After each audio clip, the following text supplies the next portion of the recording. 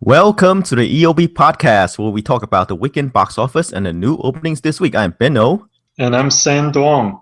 Oh, welcome to the podcast. So let's begin. Okay, Sen. Again, we have some surprises this past weekend. The two new Yes, openers. we do. The two new openers. The Man from U.N.C.L.E. And Straight Outta Compton. I'm gonna stroke my ego first, okay? Oh, all right. You deserve some. You deserve some to be right Egos, once in a while. And when you're right, let's enjoy it, celebrate. Right. Last week I said I could see an upset from Straight Outta Compton. No, even though it was released in about 1,000 fewer theaters than The Man from U.N.C.L.E., I was saying that it would probably do 20 to 25 million or something like that.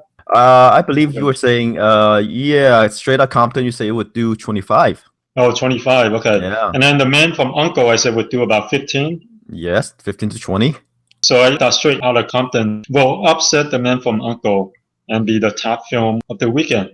And you said the opposite. You said The Man from U.N.C.L.E. will do around 35 and Straight Outta Compton will do 30. Yes. Like I thought the Man from U.N.C.L.E. would do 30 to 35. Straight Outta Compton would do 30. So they're relatively close. I was right in the positioning. Mhm. Straight Outta Compton will be on top, but I think in terms of peak number, you were at least thinking 30 to 35. I was thinking just 25. It ended up with 56 million. Yes. Which is almost double what the most optimistic projections the industry put on it. Yeah, I mean, including you. Including me. The reason why I put The Man from U.N.C.L.E. on top was because, hey, it was released in more theaters. As we said in the podcast, right? Armie Hammer and who's the other guy? Henry Cavill. Yeah, two of the blandest guys to ever appear on screen. And neither of them have any charisma. Right. We say, hey, these guys doesn't have any wattage. They're not stars. People don't pay to watch them. Yeah. Even though the movie is well reviewed, I think it has like 67%. Yes, on the tomato meter, B cinema score, which is decent, considering, right? But it's just like these guys just don't have. Well, actually, B is kind of bad. Yeah, B is kind of bad, but you're getting this with the action movie, right? This is not like Meryl Streep material. Right. And the trailer is pretty good. It has a solid trailer, but like you said, the two male leads just doesn't have much wattage. Right. Like you're not excited to watch these guys. I mean, there's two generic dudes. Yeah. You say you didn't even know that Armie Hammer was the other guy until you saw his name. Well, here's the thing, though. That could be a good, a compliment too. Like maybe he disappears into his woes. No. No. Not really. It's just that you just don't remember his face. That's the problem. Yeah, you just don't notice him just because he's he's bland and not very interesting. Right. Okay, let's get to that. Okay, well, let's go on to the list. Straight Outta Compton came in number 1, right? Made 56 million. Surprises everybody. We knew it was good. I mean, we saw the trailer. It was well reviewed. The reviews, right? Yeah, 88% on the tomato meter. Right. A cinema score, right? That they got the cinema score on opening night. They polled the people coming out of the movie theaters. We knew it was good, but then we just didn't know how good, right? I mean, these type of movies don't have like 56 million opening unless it's like a cultural phenomenon. It's open in around 2,757 theaters. Even the studio wasn't quite sure how big this movie. Right. If the Universal had an idea, an inkling of what this could become, right, they would release it in more theaters. Yeah, right. So they were kind of conservative on the number of screens, on the number of theaters. Right, and it has a predicted average of 20K, so which is awesome. I believe the movie cost about 30 million to make. Yeah, so it's already a huge money maker. Right. Here's the thing with movies that feature, African American stars and targets that audience. They tend to be front-loaded, and when I look at the Friday figure, I was like, is this going to be one of those front-loaded movies that where a lot of African Americans will rush to go see it, and it doesn't break out beyond that? And with a 56 million opening, that's not the case. This already broke out of the African American demographic and into the mainstream. Right, right. If it were like confined to that demographic, it would do what we said it would do, around 30 million, right? Right. But 56 is, yeah, like I say, it went beyond that. And I think, NWA is really an influential rap group, right? They kind of like one of the grandfathers, well, not grandfather, but one of the earlier rap groups that hit it big. Dog was, a protege of theirs. Okay. Yeah, so they discovered him, and they toured with him for a bit, and then he broke out. Dr. Dre is now a billionaire. Yes. Dr. Dre. I think he's the guy who did the Beats headphones, right? Which Apple bought, right? Right. I think so. Yeah. The headphones. I mean, Ice Cube is doing his sort of vacation movies. I don't know what he's doing right now, but he's making movies. He's making movies, and they always tend to do they are profit makers. You wouldn't expect Ice Cube. Yeah, I say you wouldn't expect Ice Cube to be a comedian, right? Judging by his rap record. Okay. Right. And the other thing is, just judging by his background and his music, he's been making family films. Exactly. Which you would think he's this angry black guy, but no, he's this he's a comedian. He's making these family friendly films. Yeah, he's this he's this happy guy who's just kind of chilling and making movies for his kids. Right. For his kids to watch. And so his kids can have a laugh. Right, and I think this movie came out at the right time too, when like discontent with the police. Yeah. It's at an all-time high. Yeah. I think it hit a nerve, right? With the music, one of their songs, like "F the Police," right? Yeah, right. So, I love it when like all these small movies break out. It's a success story. It's not like The Man from U.N.C.L.E. or something like that, where you have all the money in the world, you have all the talent in the world, you have the best staff, best actors. But then it didn't work. But these movies cost, like mid-range, right? 30, 40 million or, but it supported 30 million. And then it made more than that. It broke out. That goes to how well everything comes together. Although I'm kind of surprised by the $30 million budget, because, the cast members are fairly unknown. I mean, the director is very well known. I mean, Gray, what's his name? F. Gary Gray. He has like three first names or something. Yeah. F. Gary Gray, he at least has done, a bunch of solid films. His biggest one is the Italian Job. But his other films have been profit makers, good profit makers, like Law Abiding Citizen made like 73 million. Even Be Cool made 56 million. The Negotiator. He did Friday. Yeah, he did Friday, and he did Set It Off. He's the only name brand in this movie. So I'm kind of surprised that it even cost 30 million to make. Well, normally when you have sets and everything, it costs about that much. That's true. They have to recreate some the 80s. They have to recreate the 80s. Yeah, it's not just an empty lot and actors. Yeah, it wasn't set in the present day, and right. But then, how do you explain? Well, Boys in the Hood. They made that pretty cheaply. Well, maybe they did some guerrilla filmmaking. Who knows? Yeah, that's true. Right. They didn't go through the proper channel. I mean, and this one, Ice Cube probably didn't even know he was in the film. Right. Who knows? John Singleton probably just jumped in front of him and started, talking to him and filming it. Right. They didn't tell him it was fake until the movie wrapped. Yeah. But maybe because of Dr. Dre's involvement, and Dr. Dre is a billionaire. He's like, here's 30 million, make your film. But typically these movies cost 30 million to make, unless it's like really, really micro budget. Yeah, they need to recreate the 80s. Right, so that's probably where the cost is. Right. Okay. All right. We exhausted that, I think. Came out of nowhere, surprise hit of the fall, right? Are we in the fall yet? Not yet. We're at the tail end of summer. Tail end of summer. Okay, so we have Straight Outta Compton became the surprise hit of the tail end of summer. Yeah, and I was reading this article that, I just saw a headline that says hey, get ready for the movie season to slow down, and you're not gonna get big hits, and then boom, straight out of Compton. Yeah, that's why we talk about the box office. We never know which movie will break out or which movie Right. will bomb. Right. That's why we're here. Right. Okay. So you think it's gonna hold up the second weekend?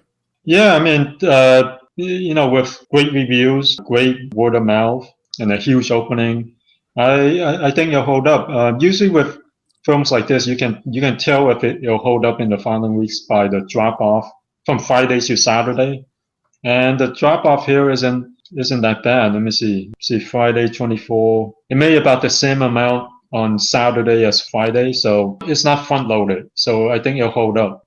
Well, we'll see. We'll see next weekend and see Yeah. how it went. I believe it will have the drop off. The normal drop off, right? It's not going to be less Yeah. than 50. It's going to be around 50. Yeah. 55. Yeah. Or so. But it's still pretty good. I mean, open huge, and Yeah. you're going to expect the normal typical drop off of these movies. Right. Okay, let's move on. Yeah, let's move on to another well-reviewed film. At number two, Mission Impossible: Rogue Nation made 17 million this weekend, holding up steady. It's only a 40% drop off from the previous week, and after 3 weeks, it has made 138 million domestically. Let's see what the worldwide figure is at. The worldwide figure is at 373 million. The second film, Ghost Protocol, made about 209 million domestically, and I think total it made like almost 700 million worldwide. I'm not sure if Rogue Nation will get there, even though it is very well reviewed and it kind of did better than expected. Yeah, it has. I think the second best opening of the Mission Impossible movies.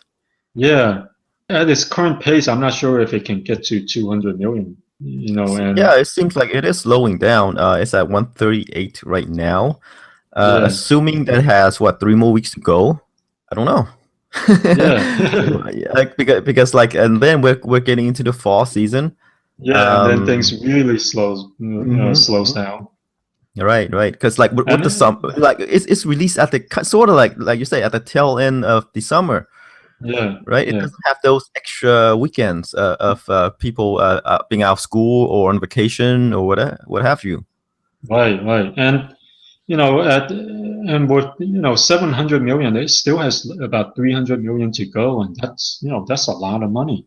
That's a lot of ground to make up. True, but then it's making bank overseas. Right now, Um, the foreign market is 63% of the total worldwide figure. yeah, but at the same time, it's been out for a couple of weeks already, and Hmm. it's still the worldwide figure is it hasn't opened in China yet, but the Hmm. worldwide figure is only at 373, which is still pretty far away from 700 million. True. But hey, sometimes Right. you really couldn't complain. Like you put an expensive movie out there, it made its money, right? That's the best you can hope for is that it make back its money, and then Mm-hmm. you move on to the next one. We'll see where it gets. I mean, what number it gets to because perception is everything. Like Hmm. Mission Impossible, there's a perception that it did better than expected, Hmm. Hmm. but so far the numbers aren't really that close to Ghost Protocol, the previous one. And the only film that it looks like it'll do better than so far is the worst performing one, which is Mission Impossible 3. Then Um, again, like the difference between Rogue Nation and Ghost Protocol is released in December. It has the benefit of the winter months mm, with no big movies coming out then, right? um, Rogue Nation is in the summer where there's like all these big movies, all these options. but we'll have to see. We'll have to see. Right. Well, we'll see. We'll see the final tally for this one and see. I think they might be doing an experiment to see if they want to release the other movies in the summer months or the winter months. Because maybe this movie would work better in the winter months. Some movies do work better in the winter months, Mm-hmm. feel good movies, Mm-hmm. for instance. But I think what people don't expect is the winter season is actually the second best movie going season. So studios do prep for that. They do release some of the bigger films in the winter. So it's not completely like, oh, it's a dumping ground. It's actually the second biggest movie going season of the year. I'm not sure if it's an experiment. Well, if you look at the weekends, they're kind of close to Ghost Protocol, but the drop off is larger. Because I think because like Rogue Nation opened bigger. I mean, not Rogue Nation. Let's see, Ghost Protocol. Like, Rogue Nation did open bigger. Rogue Nation did open bigger.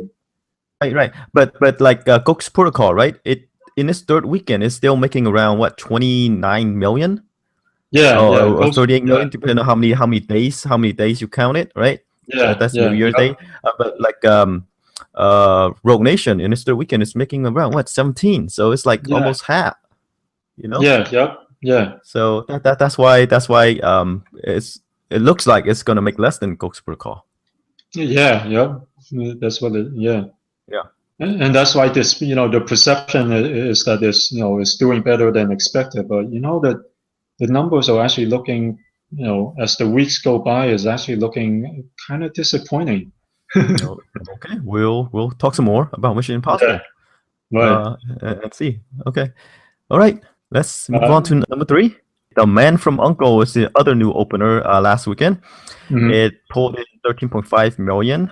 We were, at least I was going 30 to 35. You were going low, 15 to 20. You were, pretty right with this. Although after I don't know what to say other than, hey, it's not a bad film. It had a decent trailer. It has decent reviews. But like you said, the main leads just don't have much much charisma. They don't have any charisma. They don't draw people in. No, true. Here's the thing. Like we said last time. Why watch The Man from U.N.C.L.E when you can watch Mission Impossible: Rogue Nation? It's pretty much the same type of movie. Right. Except Mission Impossible, Rogue Nation has more exhilarating action sequences. Tom Cruise is definitely more charismatic than the combined charisma or non-charisma of Armie Hammer and Henry Cavill.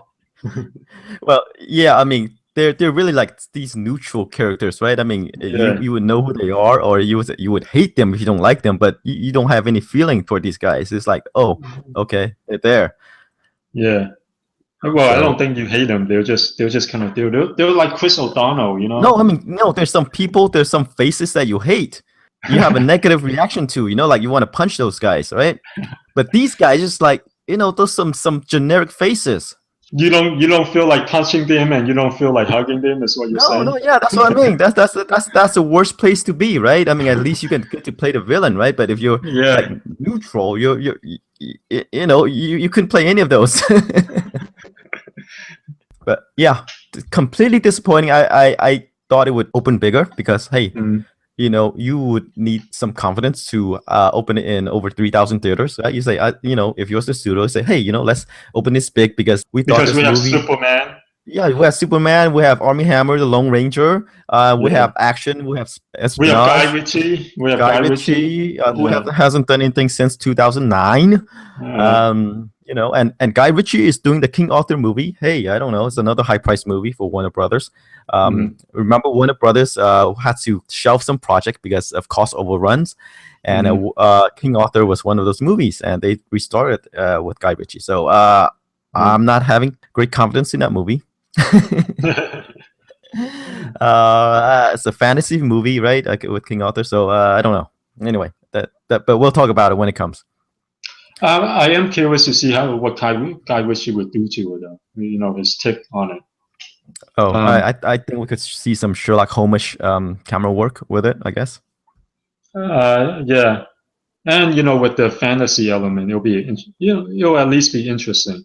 But here's the thing that we didn't mention: The Man from U.N.C.L.E is actually a pretty expensive film. The budget is about 75 to 80 million, or numbers that I heard being thrown around.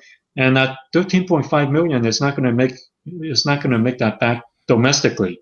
Maybe internationally it could, but I don't know. I don't think this has enough. No. Action or enough. At the least, have enough of a foreign draw to make that up overseas. Well, normally when you see movies that are successful overseas, I mean, you would see some sort of traction here as well. Even though it might not be open bigger, but 13 million is it's kind of like an outright bomb. Yeah. And those things kind of carry over to overseas as well. You're not going to see you're going to see some multiple, but even then. Yeah, one thing that it has going for it is overseas is that it is a movie, one of these globe-trotting movies where they go to different, locations overseas. So that might be a draw, but that's about it. And maybe Superman, I guess, Super Henry Cavill might have a draw overseas. And no. These guys doesn't have any draw. I mean, their makeup maybe because of Superman. Right, their makeup couldn't even attach to their faces because that's how low gravity they are. It's like. Oh, okay, all right. I mean, we see it, right? Other people can see it too. Like these guys are not main actors. One of these days, Henry Cavill and Armie Hammer is gonna come up to us and punch us, on the face. Right, and then we'll say, "Who are you? Why are you punching me?" We would know who they are. Don't. Right. Okay. We should stop. Yeah, we should stop insulting them. Right. They were in the Man from U.N.C.L.E. They have to live this down. So yeah. Okay. Yeah. Speaking of insults, let's move on to our next one. Yeah, Fantastic Four. Made 8 million this weekend. It experienced a huge drop off. It's like 69%. After 2 weeks, it's only made 42 million. This is an outright bomb. It looks like you'll probably finish this one in the 50 million range. Which is horrible at a budget of 120 million. I don't see Fox going with their planned sequels. They have 2 other sequels planned for this, and with this performance, they're not going with it. Even if they have Brad Bird directing, and even if they're able to get Dwayne, the franchise rejuvenator Johnson, to star in it, they might not even go with that because this is such a dud. Okay, they have a decision to make. It's Fantastic Four is on loan from Marvel, right? Fox needs to make movies for it to stay with Fox, or else it goes back to Marvel. So what do you think they do? Where do you think they go from here? Well, they can't make more movies because they're losing so much. I mean, this movie is going to lose so much money. So it's like, well, do we lose money? Or do we just let the rights go back? And I think they will let the rights go back because, you can't be bleeding. I heard somewhere that, they're already doing a 60 million write-off for this movie. Looks like it's going to be a lot more than that. And I don't see a studio going, hey, just so that we can keep the rights in-house, we're going to lose another 60 to 100. We're going to throw away another 60 to 100 million.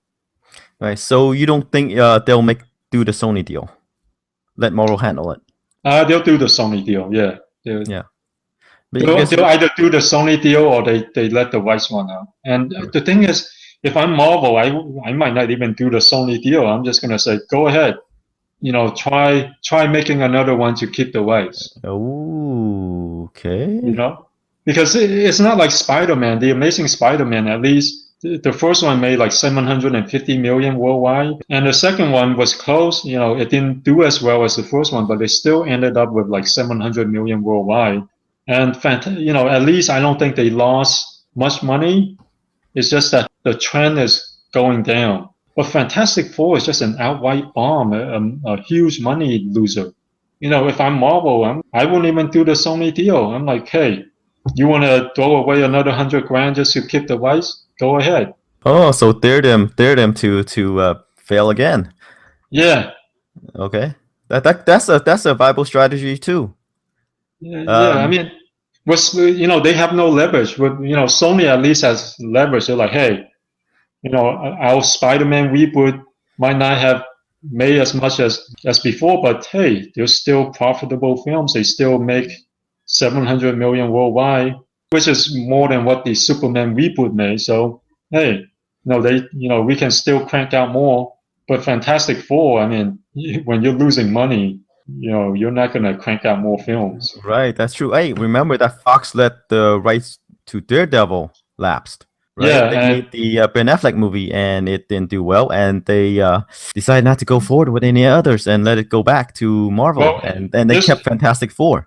Daredevil actually opened to around 45 million. Ended up making, over 100 million. The budget was just, kind of a modest budget. So they didn't lose money on Daredevil, which is what some people incorrectly said. It wasn't a box office bomb. It was actually a box office hit. It was a critical dud. But I think the reason why they let the rights lapse was because Ben Affleck refused to do any sequels. That's the reason. If Ben Affleck said, yes, I'm going to make a sequel, they would have kept cranking out more Daredevils. Well, reviews and like stars not coming back haven't stopped studios before from making sequels. They could, hey, reboot Daredevil.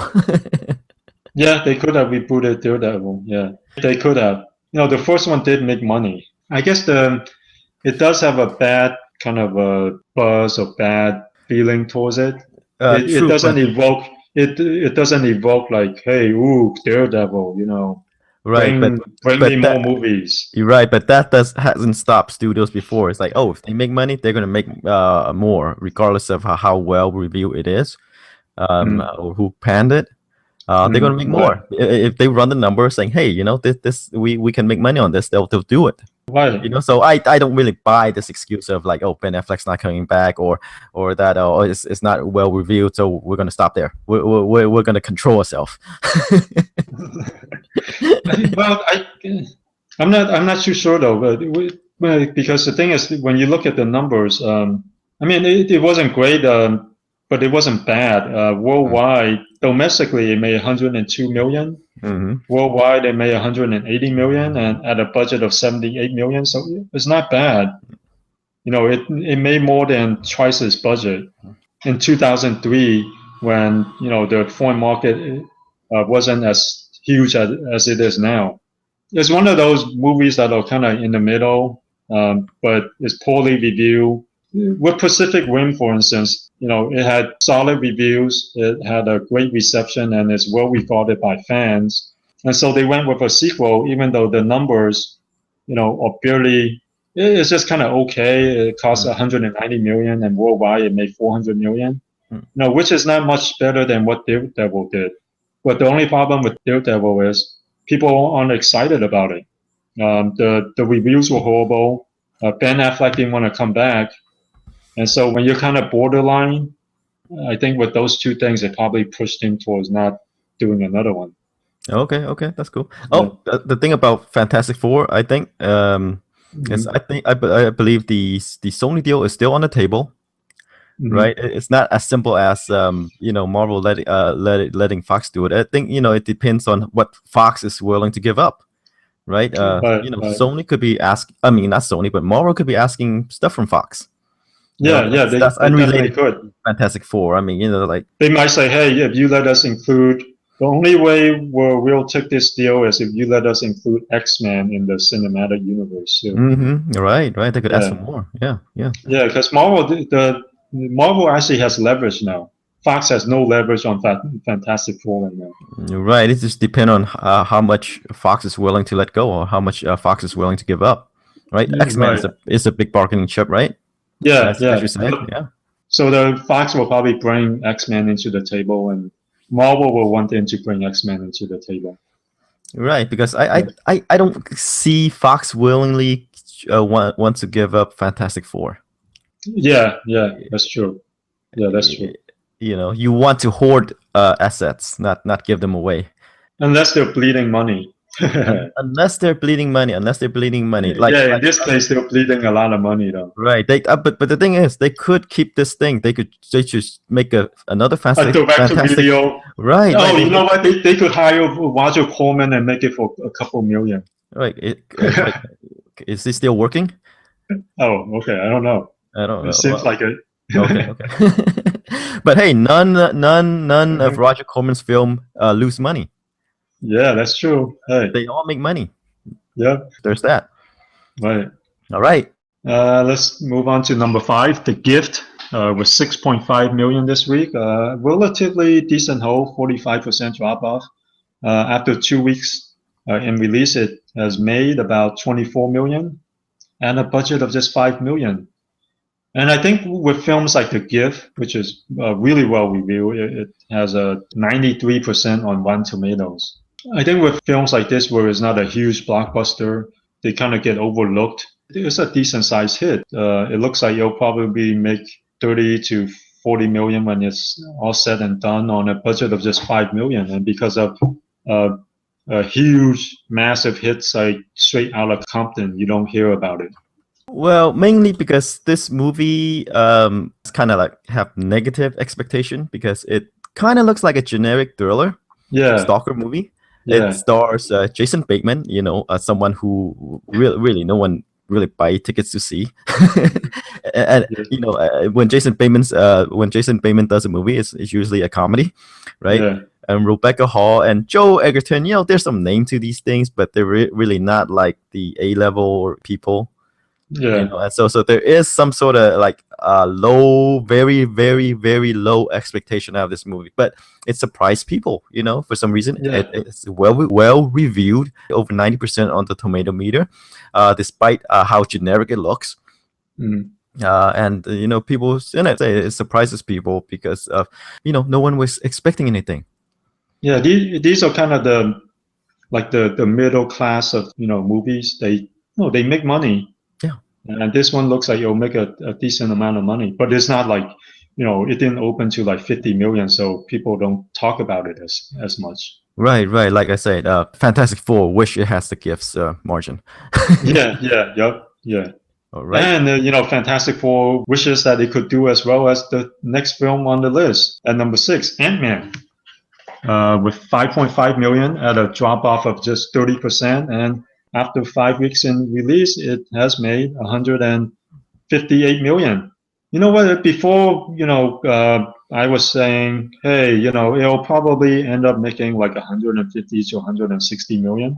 Mm-hmm. Geez, it's already at close to 160, and it looks like you'll probably get to 170 or even 180.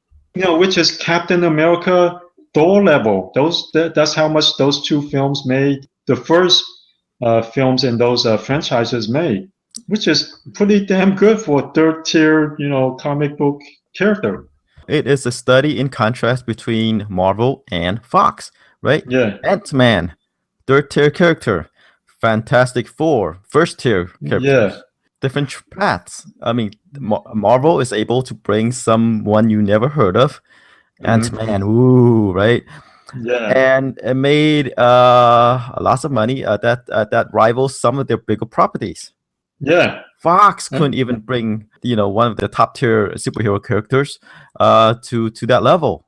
That's how the studio works.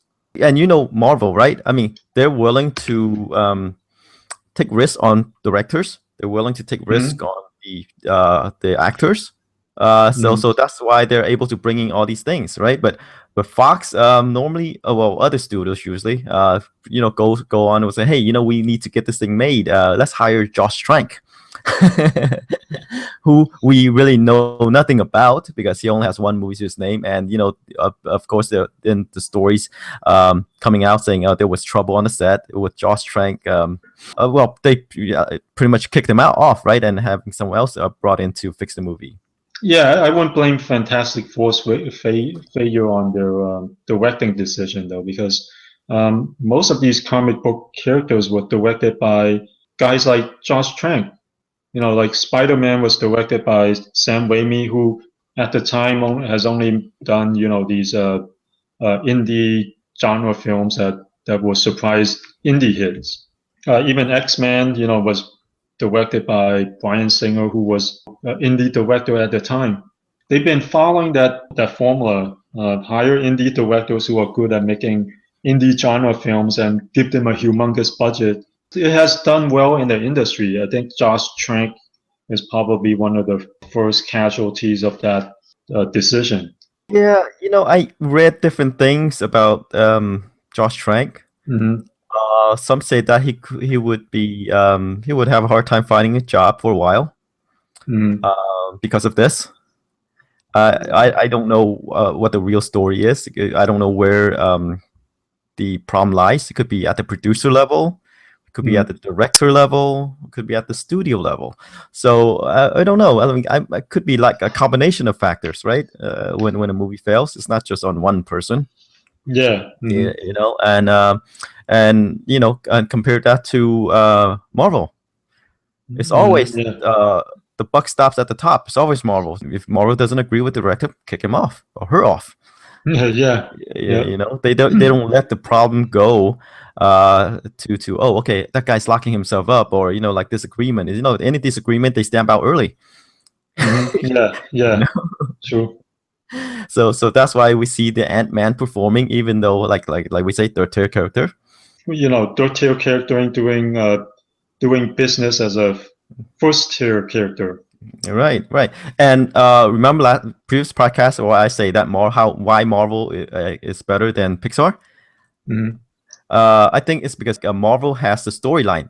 They're time tested, so they're just able to, you know, they don't have to write anything new really. You know, they just follow what all these storylines goes. That's why they're able to turn these things out at such quality. Whereas Pixar, they had to come up with this new stuff. I'll give that to you.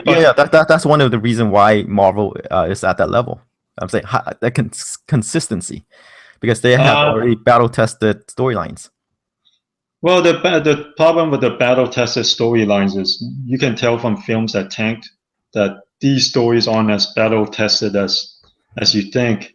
I think it has more to do with, you know, like you said, there's still, it's arguable whether or not they're better than Pixar. I still say Pixar is more consistent because they've been in the business longer. But it's arguable. And Pixar, they're very similar. Pixar, like Marvel, when something doesn't work out, when a director doesn't work out, they do kick him out. And sometimes Pixar will even start from scratch to fix the problem. You know, like they did with Toy Story 2. They just threw whatever they had away at the time, and started from scratch, and then they turned Toy Story 2 into a huge hit. You know, many have even said that it's better than the original one. I believe it's still the best film of Pixar.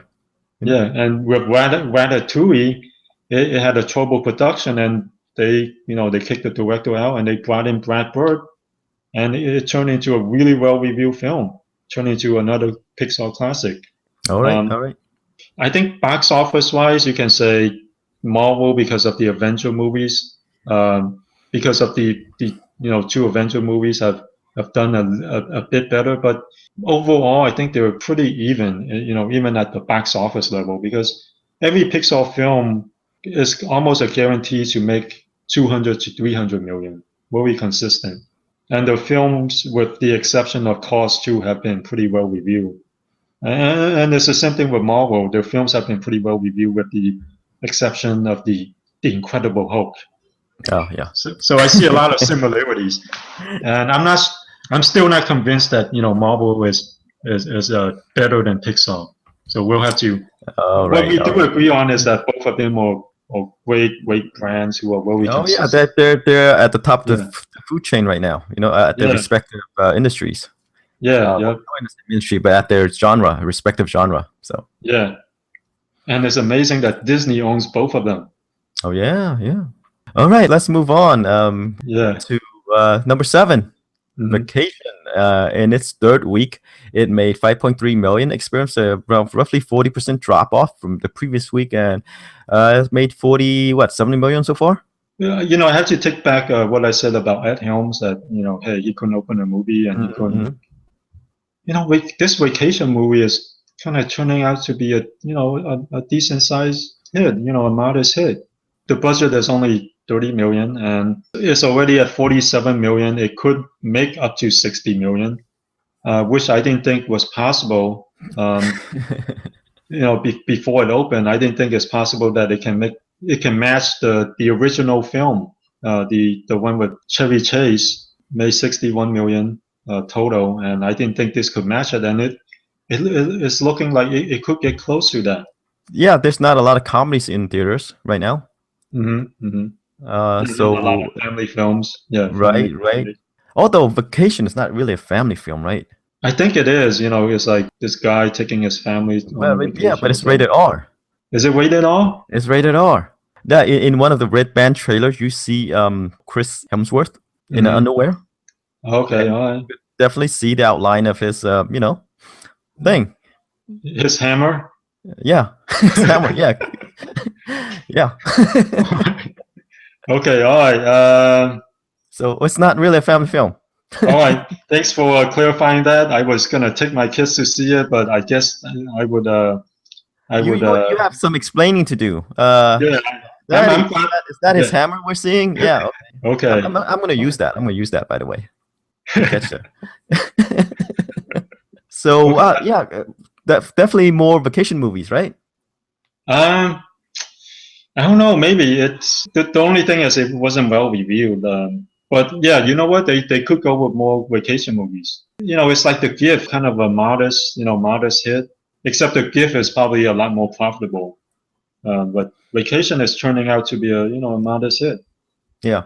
Well, you can really build another movie out off The Gift. Yeah. Unless they really want to, but it's not one of those movies where they really ask for a sequel. Right. Where a Vacation is more. It is a comedy, right? You can build stuff off of comedies. You just want to have the situation and make people laugh. You don't really need a story. You can always have more vacations, like right. These things are like tied together by the simplest of stories, and then they just try to make you laugh. That's the reason for the existence, really. Yeah. I could see them going with more vacation movies. Me too. Okay. Let's move on to number 8, a real family film that we can take our kids to without explaining stuff. At least not yet. You don't want to explain things. Right. Minions made 5.2 million, holding up pretty well, 30% drop off, and its total after 6 weeks is 313 million at a budget of just 74 million. Worldwide is closing in at $1 billion, 957 million. That's pretty impressive. Well, anytime a movie reaches a billion worldwide is very impressive. Yeah, I mean, it's in rare company, right? 1 billion movies like Pirates of the Caribbean. I mean, it's like once you reach a billion, you can just keep on churning these things out.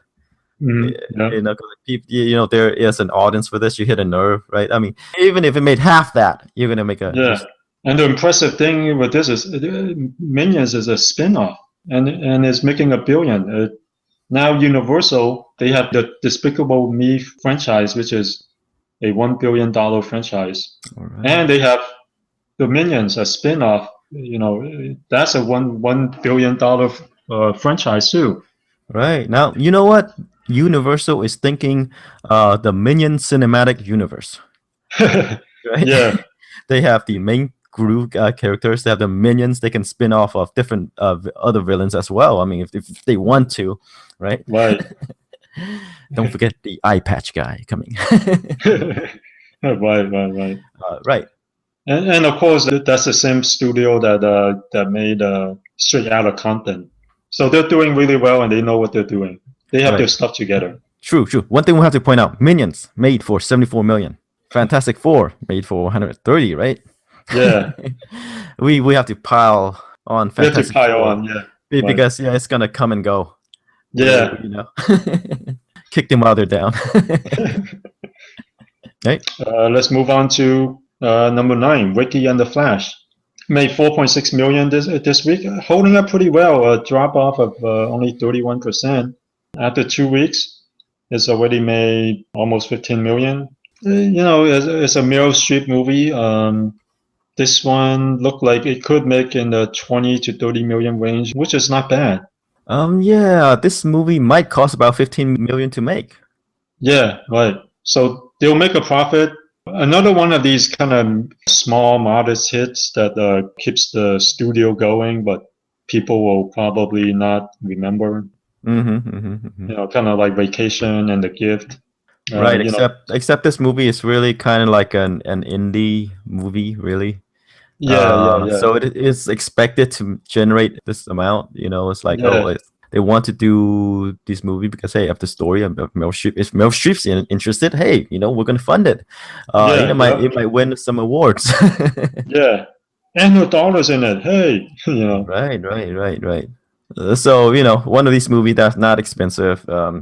Because of the name, they're gonna make some money. Yeah. But it's kind of like a blip, like Ricki and the Flash. It's just like the title. Right. It's flash in the pan. It's gonna come and go. It's gonna not move any needle. Just something to fill out the schedule. Right. Let's move on to number 10. Trainwreck, 3.8 million, a 38% drop off this week, and it's closing in at 100 million. It's at 98 million. It's already a huge hit. Let me see what the worldwide figure is at. Overseas, it is only taking in 14 million. That's the problem with comedies. They do well domestically, but they don't translate well overseas. Trainwreck is one of the surprises of the summer. Because no one was expecting anything out of this, and it came out and surprised us with it's gonna cross 100 million. Could be a star-making vehicle for Amy Schumer. Let's see, and what else? There's a Shaun the Sheep movie. There is.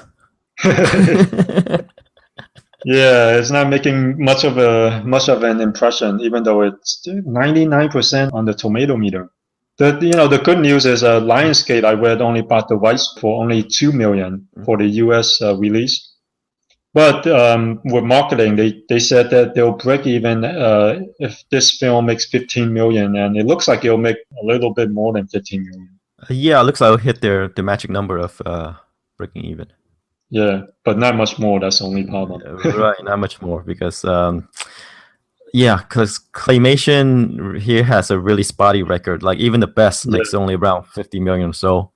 Yeah, and Shaun the Sheep is not at the level of like Wallace and Gromit. Yeah. So. And it doesn't have the Tim Burton name, Right. I'm curious to see how a movie like this will do on video, though. Could do okay, but you can see a percentage of that. I mean, if it doesn't do well in the box office, it's kind of hard to see it doing well. I mean, that well. There are some movies that do really well on video, though. Yeah, perhaps, but sometimes you could always find movies that does well on video. There's always these outliers.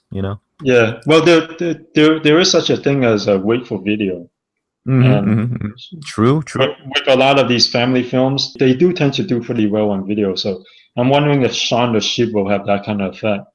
Because that's why Disney keeps on cranking out their sequels. Back in the day, they completely skip theatrical because they can crank out a sequel, put it on video, and they'll make like 100 million on video. Yeah, that's true. But Disney has their own marketing channel. Shaun the Sheep definitely doesn't have that. Yeah, Shaun the Sheep doesn't have that. But I'm curious. All right. Inside Out is at 339 million. It's very close to surpassing Finding Nemo as Pixar's highest grossing original film, which is pretty incredible considering this is a much harder concept to make a movie of, I think, than Finding Nemo. Let's see. Terminator Genisys. It looks like it won't cross 90 million. Right. It looks like it's being stuck at 88. Worldwide right now it's at 323. Yeah, which is pretty good because it hasn't opened in China yet. Okay, so like we say, we'll see another sequel. Yeah. Yep. But we don't have high hopes. Should we move on to the opening films? Yeah, let's go on to openings. Before both of us fall asleep. It's not falling asleep. It's losing the lone listener that we have. Let's see. We have 3 new wide releases this weekend. We have American Ultra, starring Jesse Eisenberg, the guy who did The Social Network and a couple others. I think he plays Lex Luthor in the upcoming Batman v Superman: Dawn of Justice, and Kristen Stewart, Snow White and the Huntsman, also known for the Twilight movies. And we have the movie based on the video game Hitman Agent 47 which is kind of reboot of the previous ones. Then we have Sinister 2, the horror movie sequel to the one that Ethan Hawke starred in. Let's go with the sequel, Sinister, known brand. The first one made around 50 million, right? Yeah, it made about 48 domestic, 77 million worldwide. It opened to 18 million. Well, with these cheaply produced horror films, you make 50 million, it's a hit. Right. It cost 3 million to make, and it's relatively well reviewed. 62% on the tomato meter. That's actually in the horror genre. That's actually very good because most of these horror films get clobbered by critics. Right. So 62% is actually kind of like, if you adjust it, according to the genre, it's actually like 80 to 90%. Right. If the first one opened to 18 million, the second one will probably do maybe a little bit better, even though horror films in general is trending downwards. I'll go with 20 million. Sinister 2 is a sequel, but it does not star Ethan Hawke. It has a completely new cast. They'll always bring it down, yeah. Yeah, they always bring us down. Kind of like that movie? Which one? Insidious, Chapter 3. Oh, yeah, Insidious Chapter 3. Okay, kind of like that movie. Yeah, and that one did decent. It ended up, I think, finishing around 50 million. Yeah, it did decent, but it didn't do any. It did do as well as the first film, but not as well as the second film. Right. But still, it's pretty good considering. Let's see, Sinister 2. I'm gonna go low. It doesn't have Ethan Hawke. But then again, you can't really bet against Jason Blum, right? Yeah. He knows his stuff, especially the horror movies. It seems like he's branching out. like the gift. The gift is produced by him, right? Let's do 15. I'm gonna go low, 15. Okay, you do 15. I do 20. Not too far off. Not too far off. New cast. It seems like the last throw. It's the fall. Like that. That's the time when horror movies comes out. So 15 because the first movie has Ethan Hawke. This one doesn't, and it doesn't. And they didn't replace him with anybody.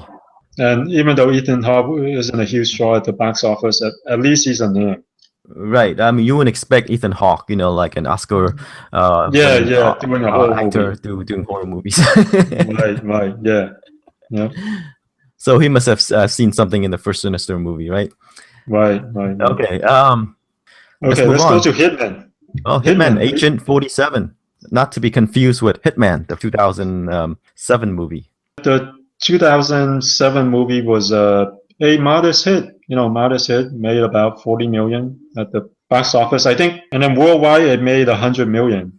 I'm not sure what the budget is, but I don't think it was very high. Probably in the 20 to 30 million range.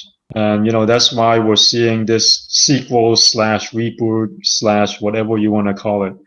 It's one of those movies that didn't do so well that people really remember. And it's been so many years already. If they wanted to make a sequel, they should have made it a few years after the original film. The fact that they waited so long, I don't think people really care anymore. So I'm going 8 to 10 million. Like you say, they waited too long for this movie, especially a movie based on a video game. Yeah. Like even though I think there's the Hitman games are still coming out, the new ones being made. Or some, I don't know. I'm not that aware, but it is based on a game, a video game, and those video games have a definite shelf life. The first one did okay, right? But it didn't set the box office on fire. It made I think 30 million domestic, 99 million worldwide. For an action movie, it did okay. Yeah, it did okay. Like you say, it looks like it probably cost about 30 million to make. This one. Who stars in this one? Rupert Friend. I'm not sure who he is. So it looks like we don't know who these people are. I'm looking down the list of actors. And the only recognizable name is Zachary Quinto because of the Star Trek movies and Spock. Spock. Yeah. And Angela Baby, she is a Hong Kong actress. She doesn't seem to be in the trailer, so I'm not sure how big her role is. She's just thrown in there for the Chinese market. Exactly. I don't see. Like you, I'm probably gonna go 10 or below. Yeah. I'm going 10 or below too because I don't see this even making 30 million total. Yeah, right. I mean, I don't know who these people are. And Yeah. the story is this hodgepodge of things, just filled with car chases, shootouts, Yeah. and what have you. Looks Totally very forgettable. generic. Right, Yeah, right. totally. Totally Yeah. forgettable. Well, I wouldn't be surprised if it makes 5 million, but I don't see it making. 10 or below. 10 is the high that I Yeah. felt. Yeah, Uh, same here. like you say, wouldn't be surprised if we made 5. Yeah. All right, let's move on to American Ultra. American Ultra, It's kind of it has a feel of an indie movie being released wide, mainly because of Kristen Stewart's involvement, it seems. you would hear a lot of times people saying, "Oh, I'm excited to see a movie with Jesse Eisenberg." Yeah, Is it Jess or Jesse? I think it's Jesse. Right? Yeah, Okay, Jesse Jesse Eisenberg. Eisenberg. Okay. Yeah, The and first time I Kristen saw Stewart. the first time I saw the trailer, I said, "Hey, I'm this movie looks good." Mm-hmm. It's kind of different from your typical thriller, right? Yeah, Eisenberg it's stars. basically it's like the Born Identity with on weed. Yeah. It's kind of like a, Yeah, a plot movie. yeah, which is kind of interesting. But the thing Yeah, is, like Eisenberg plays his character so well. Like, oh yeah, yeah, it's kind of funny. He's funny in this movie. It's like, oh, yeah.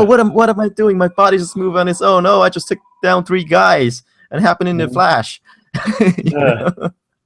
man, and I'm undergoing so much stress. I'm gonna go and have a weed. Yeah, it's really a plot movie. American Yeah, Ultra with spy elements. So it is interesting, and it does look interesting. But I don't see this making more than 5 million at the box office this weekend. American Ultra is released in 2,600 theaters, the same as Sinister 2. Mm-hmm. Agent 47 is the widest of the all 3. Okay, like I said, people usually don't go say, "Oh, Jesse Eisenberg movie. I'm gonna go out and watch it." Even though it Yeah. has Kristen Stewart, she has a name, but she's taking the indie route right now because of Yeah. what happened. Mm. I even though I like to watch this movie, of the 3, I'm most Mm. interested in American Ultra. Yeah, same here. But people might not feel Yeah. the same. They might see that this is a weak bunch. But pot movies seems to do well. It's surprisingly all these pot comedies seems to do Right. well. If It's like its own dependable genre. Then like, yeah. I don't know what people do in the movies, but right. there's a market for They're this. just happy. Right. You'll get a cinema score of A+. Right. You cannot be happy watching that movie, maybe. Right. All right. Okay. But it's not gonna be a big opener. It's not gonna do over 20. Do you need to make a phone call, Ben? I don't need to make a phone call. Do I need to make a phone call? Do you need wait? What's that show? Who Wants to Be a Millionaire? Yeah. Do you need a lifeline? I do need a lifeline. I'll call you. How about you? Help me out here. Help me out here. Yeah, I already gave you my figure, 5 million. Okay, I think it's gonna do a little bit better than 5 million. Okay, let's go a bit high. 10. Yeah, whoa, you're going with 10? I'm going with 10. Okay, and here's the thing. I wouldn't be surprised if it made 15, so I'm going with 10 to 15. Wow, if it does that number, if it reaches that number, I think it's considered a decent size hit. Something must be in the air. I'm going high with this. Anyway. Let's do it 10 to 15 because I personally like the movie. I want to watch it. Only weak spot is that it stars Jesse Eisenberg and Kristen Stewart. Okay. We'll see next week. Okay, we'll come back next week and we'll have a good laugh. Yeah. Right. We'll see how high American Ultra is. How high can we get with American Ultra? Yeah. Right. I kind of get why this movie does well now. We're having a good laugh even though we haven't seen it yet. Yeah, that's true. Yeah. Okay. Well, we're having a good time before we even see the movie. Right. All right. So thanks for listening. We'll come back and talk movies again next week. See you guys next week.